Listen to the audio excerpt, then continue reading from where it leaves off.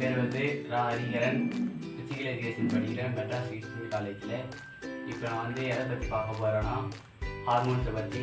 உடலில் நிறையா ஹார்மோன்ஸ் இருக்குது. அதில் நான் எந்த ஹார்மோனை பற்றி சொல்ல போகிறேன்னா தைராய்டு ரிலீசிங் ஹார்மோன். அதை பற்றி முதல்ல தைராய்டு ரிலீசிங் ஹார்மோன் அப்படின்னா என்னென்னு வந்து சொல்கிறேன்.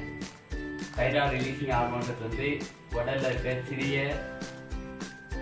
ஹார்மோன் ஆகும். இது வந்து 3 அமினோ அமில சங்கிலியை கொண்டுள்ளது. பிட்யூட்டரி சுரப்பிக்கு மேலே மூளைக்கு கொஞ்சம் கீழே ஹைபோதாலமஸ் என்ற நரம்பு செல்களால் உருவாக்கப்படுகிறது. இந்த நரம்பு செல் கிளாஸ்டர் பாராவென்ட்ரிகுலர், அதுக்கு இன்னொரு பேர். இது வந்து தைராய்டு சுரப்பியில் தைராய்டு ஹார்மோனை உற்பத்தியோட அளவை கட்டுப்படுத்துது. ப்ரோட்டீன் ரிலீசிங் ஹார்மோன் வந்து அதிக நேரம் நீடிக்காது, 2 நிமிஷம் தான். அது வந்து சிதைவடைவதற்கு முன்னாடி பிட்யூட்டரி சுரப்பிக்கும் ரத்த ஓட்டத்திற்கும் அங்குலத்தை ஏற்படுத்தும்.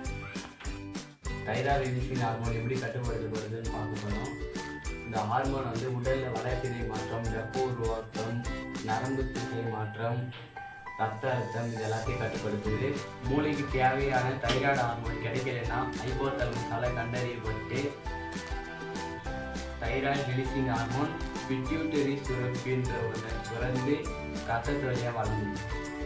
தைராய்டு குறைபாடு தைராய்டு ஹைப்போடிசம் அப்படின்ற ஒரு நோய் உருவாகும். இது வந்து ஒரு அரிதான நிலை தான். பொதுவாக நமக்கு காயம், கட்டி இது மாதிரிலாம் நம்ம உடல் ஆகிறப்போ ஹைப்போதைராய்டிசம்ன்ற டிஷ்யூ வந்து இது அழிச்சிடும். இது வந்து 2ஆம் நிலை அல்லது மத்திய ஹைப்போதைராய்டிசம்ட்டு அழைக்கப்படும். தைராய்ட்ரோபின் ரிலீசிங் ஹார்மோன் வந்து அதிகமாக இருந்தால் என்ன ஆகும் அப்படின்றத பார்க்கலாம். அதிகமாக இருந்துச்சு அப்படின்னா தூண்டுதல், உணவளித்தல், அப்புறம் வந்து